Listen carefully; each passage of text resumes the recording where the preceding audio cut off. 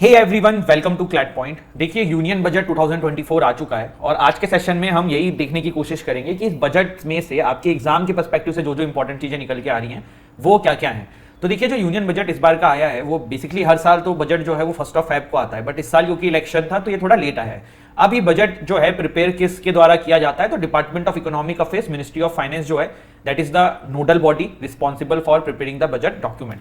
इसके बाद अगर आप पूछें, आपसे कोई पूछ ले कि कॉन्स्टिट्यूशनल प्रोविजन क्या है बजट से रिलेटेड हमारे देश के अंदर, तो कॉन्स्टिट्यूशनल प्रोविजन में आर्टिकल 112 जो है हमारे देश का संविधान का, हमारे इंडियन कॉन्स्टिट्यूशन का, वो बात करता है यूनियन बजट की। लेकिन आपको एक चीज समझनी होगी कि हमारे कॉन्स्टिट्यूशन के अंदर ना बजट टर्म कहीं डिफाइन नहीं है। हमारे कॉन्स्टिट्यूशन में एक सेंटेंस है like annual financial statement of the government, उसे हम लोग बजट की तरह कहते हैं लेकिन वो कॉन्स्टिट्यूशन में नहीं है। कॉन्स्टिट्यूशन में the term is annual financial statement of the government.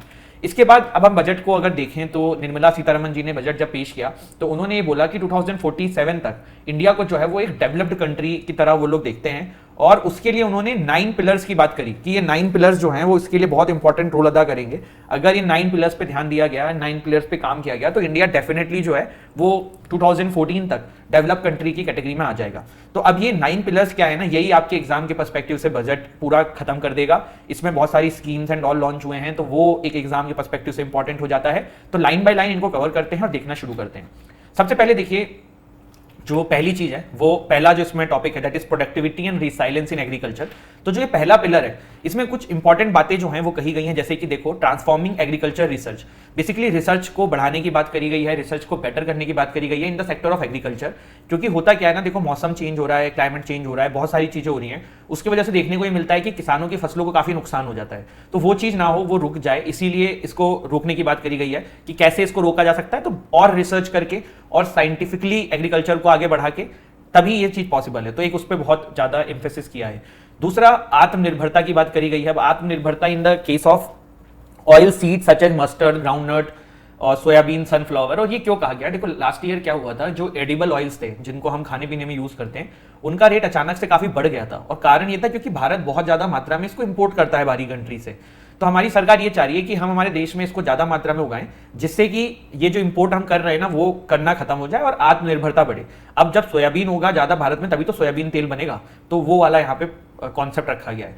फिर एक नेशनल कॉपरेशन पॉलिसी की बात करी गई है। तो नेशनल कॉपरेशन पॉलिसी को आप ऐसे समझ सकते हो कि देखो, जो कॉपरेटिव सोसाइटीज होती है जैसे कि अमूल है, तो दे वर्क वेरी वेल। तो उसी तरीके से एक कॉपरेटिव सोसाइटी एग्रीकल्चर के पर्सपेक्टिव में बनाने की बात करी गई है जो ऑल राउंड डेवलपमेंट करेगी।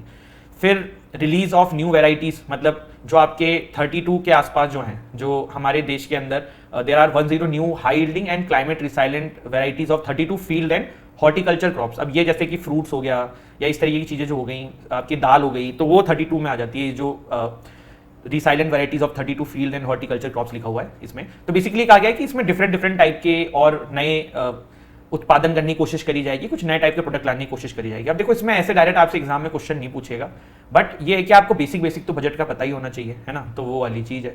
इसके बाद नेचुरल फार्मिंग को बढ़ाने की बात करी गई है, जिसमें 1 crore farmers across the country, उनको नेचुरल फार्मिंग के लिए जो है वो तैयार किया जाएगा, और प्लस उनको सर्टिफिकेशन भी दिया जाएगा कि भाई आप सर्टिफाइड हो, आप नेचुरल फार्मिंग कर सकते हो। देखो आजकल हो क्या रहा है, ऑर्गेनिक फसलों के नाम पे, ऑर्गेनिक सब्जी के नाम पे आपको हमको कुछ भी बेचा जा रहा है, तो वो चीज ना हो पाए, इसीलिए यहाँ पे सरकार ने इस तरह कदम उठाने का डिसाइड किया है। इसके बाद श्रिम्प प्रोडक्शन एंड एक्सपोर्ट। देखो, श्रिम्प होता है झींगा मछली, है ना। अब ये सिर्फ समुद्र में नहीं पाई जाती है, आजकल इसका प्रॉपर एक प्लांट टाइप का लोग बनाते हैं अपने घरों के बाहर और वहां पे इसका उत्पादन करते हैं और इसको बेचते हैं। तो ये बहुत ज्यादा मात्रा में फॉरेन में भी बिकता है, इंडिया में भी बिकता है। तो इसी का प्रोडक्शन एंड एक्सपोर्ट बढ़ाने की बात करी गई है। नाबार्ड के थ्रू इसमें जो है, जो लोग इस तरीके का प्लांट सेटअप करना चाहेंगे उनको नाबार्ड जो है वो फाइनेंस करेगा। प्लस डिजिटल पब्लिक इंफ्रास्ट्रक्चर बनाने की बात कही गई है। देखो क्या होता है, किसानों को ना पैसे जल्दी नहीं मिलते हैं। जैसे लोन लेने के लिए एक किसान क्रेडिट कार्ड्स का प्रावधान था कि वो पैसे ले सकते हैं, पर उसके लिए डॉक्यूमेंट बहुत चाहिए रहते थे। तो ये डिजिटल पब्लिक इंफ्रास्ट्रक्चर में करेंगे क्या कि किसानों के पास कितनी जमीन है, एक किसान का पूरा डेटा, कौन सी फसल उगाता है, वो सब डिजिटली कर देंगे, जिससे कि किसान को फिर इतने सारे डॉक्यूमेंटेशन में ना जाना पड़े लोन वोन लेने के लिए। तो वो एक चीज यहाँ पे ध्यान में रख के किया गया है। इसके बाद एम्प्लॉयमेंट एंड स्किलिंग की बात करी गई है। तो 3 यहाँ पे स्कीम सरकार ने बेसिकली बात करी है, जिसके थ्रू वो एम्प्लॉयमेंट एंड स्किल लोगों में बढ़ाने की सोच रहे हैं। देखो, 3 जो स्कीम्स है ना, इसमें पहले तो फर्स्ट टाइमर्स के लिए, जो फर्स्ट टाइमर नौकरी करने के लिए फॉर्मल सेक्टर में आएगा। तो इसमें जैसे मान लो किसी को सरकार ने ये कहा है कि अगर आपकी 15,000 तक सरकार देगी, वो कैसे देगी कि अगर मान लो आपकी 10,000 की नौकरी लगती है, ठीक है, तो आपकी जो 10,000 की नौकरी की जो पहली सैलरी है जो कि हुई 10,000, वो सरकार भी आपको देगी और आपके वो प्रोविडेंट फंड में जाएगा, ठीक है। और मैक्सिमम सरकार इसमें 15,000 देगी। अब किसी की फॉर्मल सेक्टर में 80,000 की नौकरी लग जाए तो क्या सरकार 80,000 देगी? नहीं, सरकार तब मैक्सिमम 15,000 देगी। तो ये सरकार ने इसमें प्रावधान डाला है। फिर जॉब क्रिएशन इन मैन्युफैक्चरिंग में कहा है सरकार ने, इसमें इंसेंटिव देने की करी है। बेसिकली देखो कर क्या रहे हैं, एम्प्लॉयर एंड एम्प्लॉय दोनों को कुछ ऐसे आप कह सकते हो कि फायदे दिखाए गए हैं जिससे कि जॉब क्रिएट हो, जॉब बढ़े समाज में, और वही यहाँ पे करने की कोशिश करी गई है, ठीक है। तो ये चीज है। इसके बाद प्राइम मिनिस्टर मोदी जी ने कुछ पैकेजेस अनाउंस किए, जैसे कि जो आईटीआईज होते हैं जहां पे लोग स्किल डेवलपमेंट के लिए जाते हैं। तो उसमें देखो होता क्या है कि मान लो कोई आईटीआई दिल्ली में है तो वो बहुत अच्छे तरीके से काम कर रहा होगा, लेकिन दिल्ली के आसपास के जो छोटे छोटे एरियाज हैं वहां जो आईटीआई होगा वहां पे इतना ज्यादा अभी इंफ्रास्ट्रक्चर डेवलप नहीं होगा, वहां पे उस तरीके से बेटर फैसिलिटीज नहीं होंगी, लोगों को इतना अच्छे से ट्रेन नहीं कर पा रहे होगा। तो उसके लिए क्या किया जाएगा कि जो आसपास के एरियाज में छोटे छोटे आईटीआईज हैं जो मेन एक आईटीआई से कनेक्टेड रहेंगे और वहां से सारी चीजें फिर उन छोटे छोटे, जैसे मान लो दिल्ली के पास एक मेरठ जगह है तो मेरठ तक दिल्ली से सर्विसेज पहुंच रही हैं, वहां की जो बेस्ट लोग हैं, जो फैकल्टीज हैं वो वहां जाके पढ़ा रहे हैं, फिर मेरठ का बच्चा कभी दिल्ली के आईटीआईज में आ रहा है। तो इस तरीके का पूरा प्रावधान करने की कोशिश करी गई है, ठीक है। Then there is some loan का कॉन्सेप्ट, जैसे कि सरकार ने क्या किया है, पहले सरकार ने वुमेन का जॉब पार्टिसिपेशन बढ़े इसलिए ये कहा है कि भाई अगर कहीं वुमेन जॉब कर रही है, जैसे इन्फोसिस में जॉब कर रही है, तो उसके आसपास वुमेन्स के लिए हॉस्टल होना चाहिए, प्लस एक क्रीच फैसिलिटी बनाने की बात करी गई है कि जैसे कोई मदर है वो आना चाहे काम करने के लिए तो उनको अपने बच्चे को रखने के लिए, मतलब बच्चे को खेलने कूदने की एक जगह हर ऑफिस में होनी चाहिए, और फिर जिससे कि वो महिला जो है वो अच्छे से काम कर सके, ये बात करी गई है। फिर loan up to 7.5 lakh rupees guarantee from government promoted fund, और करीबन 25,000 स्टूडेंट्स को ये हेल्प करने वाला है। तो इस तरीके की चीजें करी गई हैं। फिर देखिए यहाँ पे सरकार ने एक और प्रावधान अभी देने का करा है, वो ये किया है कि जैसे कोई लोन लेता है, बच्चा लोन लेता है तो उसमें जैसे मान लो 8% का वो लोन है, तो 8% के लोन में सरकार 3% दे देगी, तो 5% का लोन पड़ेगा बच्चे को। तो वो यहाँ पे देखिए आप financial support for loans up to 10 lakh वाला जो ये लिखा हुआ है, ये लिखा है, लेकिन ये मैक्सिमम 10 लाख तक के लिए एप्लीकेबल है। प्लस ये higher education in domestic institution जो है, जैसे कि आपके IIM हो गया, इन सब कॉलेजेस के लिए ही एप्लीकेबल है, ठीक है। आगे बढ़ते हैं। इसके बाद देखिए जो मेन चीजें हैं यहाँ पे वो है हमारा third point, inclusive human resource development and social justice. तो बेसिकली जैसे आप देख रहे हैं कि पहले यहाँ पे सरकार ने जो 9 पॉइंटर्स बोले थे, उसी 9 पॉइंटर्स को एक्सप्लेन करते हुए पूरा बजट हमने देखा है, मेन जो सार है बजट का। और ये 9 जो पिलर्स हैं इसी के बेसिस पे ये बोला गया है कि भाई इंडिया जो है 2047 तक डेवलप कंट्री बन जाएगा अगर इन सब चीजों पे हम ध्यान देते हुए और इस तरीके से आगे बढ़ेंगे, ठीक है। तो अब यहाँ पे देखिए inclusive human resource development and social justice, जो तीसरा इसका पिलर था, वो क्या कहता है, वो ये कहता है कि देखिए पूर्वोदय योजना एक करके एक कॉन्सेप्ट है, इसमें बेसिकली जैसे कि अमृतसर कोलकाता इंडस्ट्रियल कॉरिडोर है, ठीक है। तो आप पहले तो आप ये समझो कि ये इंडस्ट्रियल कॉरिडोर क्या होता है। इंडस्ट्रियल कॉरिडोर मतलब बेसिकली देखो ये कोई रोड होगी या फिर कोई ट्रेन नेटवर्क होगा, इसके आसपास ना इंडस्ट्रीज बनाना, इसके आसपास मैन्युफैक्चरिंग प्लांट्स लगाना, इसे इंडस्ट्रियल कॉरिडोर बोलते हैं। अगर आपसे कभी कोई पूछ ले कि व्हाट इज इंडस्ट्रियल कॉरिडोर, तो इंडस्ट्रियल कॉरिडोर बेसिकली मतलब है कि ऑलरेडी स्टैब्लिश कोई रूट है, चाहे वो ट्रेन का हो चाहे वो रोड का हो, और उस एरिया के आसपास जो है वो डेवलपमेंट करना, मैन्युफैक्चरिंग सेक्टर में इंडस्ट्रीज क्रिएट करना, तो यही आपका इंडस्ट्रियल कॉरिडोर होता है। और इसी में गया जो है ना, जैसे यहाँ पे सरकार ने अपने बजट में बोला है कि गया को हम इंडस्ट्रियल नोड बनाएंगे। तो जैसे कि इंडस्ट्रियल कॉरिडोर तो पूरा हो गया, नोड का बेसिकली मतलब है कि ये सेंटर हो जाएगा, यहाँ पे सबसे ज्यादा डेवलपमेंट होगा, ये एक अलग तरीके का इंफ्रास्ट्रक्चर गया में क्रिएट करने की बात करी गई है। तो वो भी आपका इसी में सरकार ने बात बोली है। प्रधानमंत्री जनजातीय उन्नत ग्राम अभियान के अंदर सरकार ने बोला है कि ट्राइबल कम्युनिटीज जो कि करीबन 63,000 विलेजेस को कवर करेगी और 5 करोड़ ट्राइबल जनता को कवर करेगी, उनके उत्थान की बात करी गई है। Plus 100 branches of Indian post payment bank, जो सरकार ने 2018 में शुरू किया था कि जो हमारा इंडियन पोस्ट है वो उसका पेमेंट बैंक भी काम कर सकता है, तो वो नॉर्थ ईस्ट रीजन में भी खोला जाएगा। प्लस फिर आंध्र प्रदेश रिकॉग्नाइजेशन एक्ट, देखो ये इतना इंपॉर्टेंट नहीं है, एक्चुअली हुआ क्या है, अभी बीजेपी जो सत्ता में है उसमें बिहार और आंध्र प्रदेश का बहुत रोल है।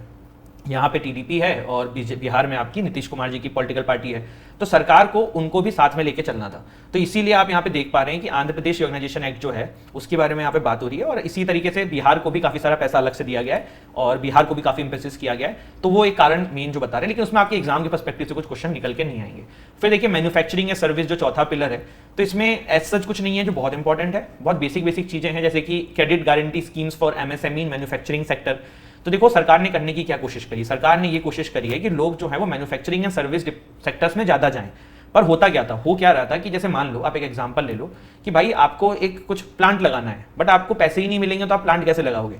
तो सरकार ने जो है ना उसमें लोन देने की बात करी कि सरकार गारंटी लेगा, सरकार उनके लिए चीजें बेटर करेगी। प्लस जैसे कि मान लो कोई MSME करके कोई एक ऑर्गेनाइजेशन कोई कंपनी बनती है, मान लो एक्स नाम की MSME है, उसने भाई 1 करोड़ रुपए लिए थे, वो डिफॉल्ट कर गया, वो पैसे नहीं दे पा रहा है, तो अब सरकार 50% उसका बैंक को देगी, 40% बैंक खुद अपना पे करेगी, 10% जो है वो एमएसएमई वाला अपना दे देगा। तो इस तरीके का यहाँ पे कॉन्सेप्ट जो है सरकार ने बनाया है, जिससे कि जो आपका मैन्युफैक्चरिंग एंड सर्विस क्लास है, ये लोग भी काफी हद तक अपना जो पैसा है वो प्राप्त कर सके, और जितना इन लोगों को लोन वोन ईजी मिल जाएगा उतना बेटर ये लोग जो हैं अपना फिर आगे काम कर पाएंगे।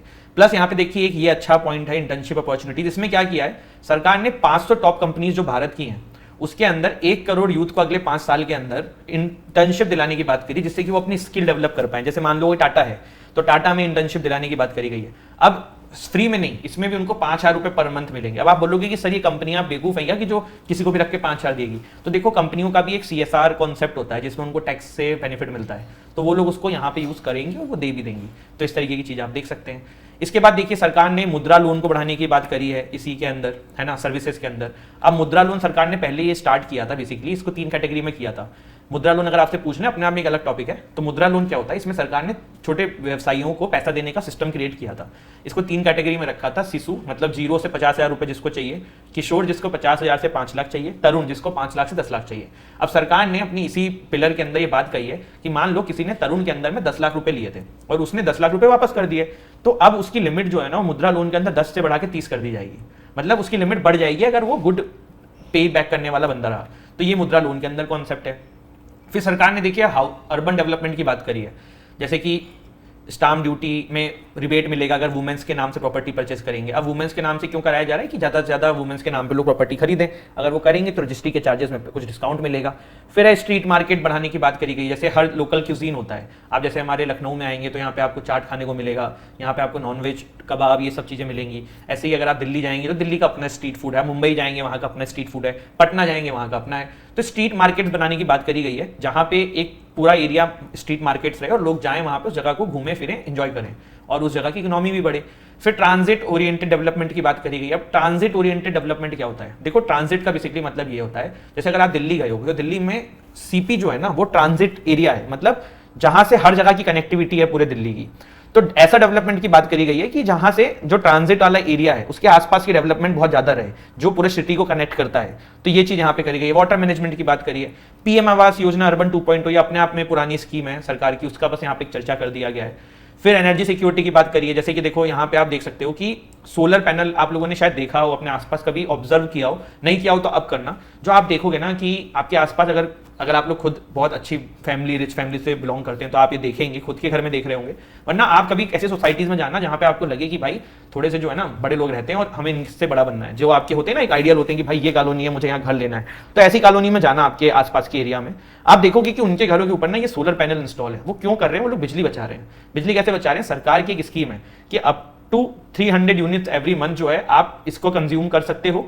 मतलब देखो होता क्या है, बेसिकली इसका एक सिस्टम होता है जिसमें कि जो इलेक्ट्रिक डिपार्टमेंट होता है आप उसको बिजली बना के देते हो, कुछ एक सिस्टम है, उसको हम डिस्कस नहीं करते हैं, पर आप ये समझ लो जो ये लगा लेता है ना उसका 300 यूनिट का बिजली का पैसा हर महीने बच जाता है, मिनिमम बता रहा हूं मैं आपको। तो सरकार ने पीएम सूर्य घर मुफ्त बिजली योजना, ये पुरानी एक स्कीम है सरकार की, मुफ्त नहीं होता है, सोलर पैनल थोड़े से आपके इंसेंटिव अमाउंट में मिल जाते हैं, सब्सिडी देती है सरकार, तो वो चीज है, तो उसकी यहाँ पे बात करी गई है। फिर इसी तरीके से बहुत सारी एनर्जी सिक्योरिटी की बात करी गई है। न्यूक्लियर एनर्जी में प्राइवेट सेक्टर को इंक्लूड करने की बात करी गई। देखो प्राइवेट सेक्टर को अभी तक न्यूक्लियर एनर्जी में इंक्लूड नहीं किया गया था, बट सरकार ने अपने बजट में ये घोषणा करी है कि हम प्राइवेट सेक्टर को भी न्यूक्लियर एनर्जी में इंक्लूड करेंगे। इसके बाद देखिए इंफ्रास्ट्रक्चर के जो 7th पिलर है आपका, तो इसमें कुछ ऐसा नहीं है जो बहुत डिस्कस करना है, there is the same things की इंफ्रास्ट्रक्चर क्रिएट करेंगे। सरकार ने टोटल जीडीपी का 3.4% इंफ्रास्ट्रक्चर पे खत्म करने की बात करी है। तो ये वाली चीज है यहाँ पे, इसमें कुछ बहुत डिटेल में जाने की जरूरत नहीं है। इंफ्रास्ट्रक्चर में एक चीज और है, जैसे कि कुछ स्पेसिफिक चीजों की चर्चा करी गई है बजट के अंदर, जैसे कि Vishwanath temple corridor and Mahabodhi temple corridor modelled on Kashi Vishwanath temple corridor, ये स्पीच में बोला गया था सीतारमन जी के द्वारा। तो ये बुद्ध गया में किया जाएगा, वहां पे एक कॉरिडोर बनाया जाएगा। अब टेम्पल कॉरिडोर क्या होता है, आप ऐसे समझो कि एक टेम्पल से दूसरे टेम्पल तक जाने की एक प्रॉपर रोड बना दी जाए, या उसको लिंक कर दिया जाए कि अगर कोई एक टेम्पल आ रहा है तो दूसरे टेम्पल भी चला जाए, इजी पीजी रोड बना दी जाए। अभी बनारस में ऐसा किया गया है काशी विश्वनाथ टेम्पल पे, तो वही मॉडल पे यहाँ पे भी करने की बात करी गई है। फिर राजगीर को डेवलपमेंट की बात करी गई है, नालंदा को डेवलप करने की बात करी गई। नालंदा यूनिवर्सिटी जो एक ज़माने में बहुत ही ज़्यादा पॉपुलर होती थी, बट अब वो समय के साथ इतना नाम नहीं रह गया, तो उसको रिवाइव करने की बात करी गई है। उड़ीसा के अंदर बताया जा रहा है कि बहुत ज़्यादा ग्रोथ के चांसेस हैं, वहाँ पे टेम्पल्स हैं, मॉन्यूमेंट्स हैं, क्राफ्टमैनशिप है, वाइल्ड लाइफ सेंचुरीज हैं, नेचुरल लैंडस्केप्स हैं, ये सारी चीज़ें हैं। तो इसको वहाँ पे समय के साथ और इवॉल्व किया जाएगा। फिर एक इनोवेशन, रिसर्च एंड डेवलपमेंट की बात करी गई है। जैसे स्पेस इकोनॉमी के अंदर सरकार जो है वेंचर कैपिटल फंड लगाएगी 1000 करोड़ का, मतलब जो प्राइवेट कंपनीज आएंगी उसको सरकार फंड करेगी। प्राइवेट सेक्टर को इसमें बहुत ज़्यादा जो है वो आगे बढ़ाने की बात करी गई है। प्लस ऑपरेशनलाइज ऑन ऑफ अनुसंधान नेशनल रिसर्च फंड, ये पहले से है तो उसी के बारे में यहाँ पे चर्चा करी गई है। ठीक है। फिर 9th जो लास्ट पिलर है वो नेक्स्ट जनरेशन रिफॉर्म्स की बात करता है। जैसे कि आप ये देखिए कि हमारे देश में आज भी शहरों में, गाँवों में इस तरीके का मैप दिखता है, तो इसको और ज़्यादा बेटर करने का, मतलब शहरों के मैप्स को मॉडर्न करने का कॉन्सेप्ट करा है। डिजिटल मैप्स बनाने की बात करी गई है। ठीक है, तो वो चीज़ है। फिर जैसे कि लैंड होती है, जैसे अभी देखो क्या है, आपकी आधार कार्ड होती है, वैसे ही सरकार ने भू आधार बनाने की बात करी है कि जैसे मान लो आपके घर के सामने एक जमीन है, खाली है, अब आपको उसका डिटेल चाहिए तो उसका एक यूनिक आईडी होगा, वो डालोगे वो मिल जाएगा। तो ऐसे ही हर जमीन की भू आधार बनाने की बात चली थी, बहुत जगहों पे इंप्लीमेंट हो गया, बहुत जगहों पे बाकी है, तो सरकार ने यहाँ पे उसके बारे में बात करी है। फिर इसी तरीके की और भी चीज़ें, जैसे कि capital for climate adaptation and mitigation related investment, कि मतलब कोई इस तरीके का प्रोजेक्ट लेके आ रहा है जो क्लाइमेट चेंज को ध्यान रख रहा है, तो उसके लिए उसको फाइनेंस किया जाएगा, है ना। फॉरेन कंट्रीज से जो इन्वेस्टमेंट आ रहा है उसको बढ़ाया जाएगा और इंडियन रुपीज में करेंगे। तो ये सारी चीजें हैं। इसमें आपके एग्जाम के पर्सपेक्टिव से ऐसा नहीं कुछ क्वेश्चन बनेगा, बट थोड़ा सा पता होना चाहिए। काम की चीजें हैं बजट में, वो आपको ध्यान रखनी होती हैं। वैसे एक चीज जो मेरे को समझ में आया है कि बजट पे ना फ्लैट में या एनएलसेट में या इलिट में मैंने पिछले 4-5 साल से कभी क्वेश्चन देखा नहीं है। मॉक में आप जरूर देखोगे बट उसमें नहीं देखोगे। और बाकी जो कैब कितनी करी है, क्या करी है ना, वो आपके पेरेंट्स के लिए इंपॉर्टेंट है, बट आप लोगों के लिए इट्स ऑफ नो यूज। तो उसमें देख के अपना टाइम वेस्ट मत करना। ठीक है, चलो बाय, जय हिंद, टेक केयर।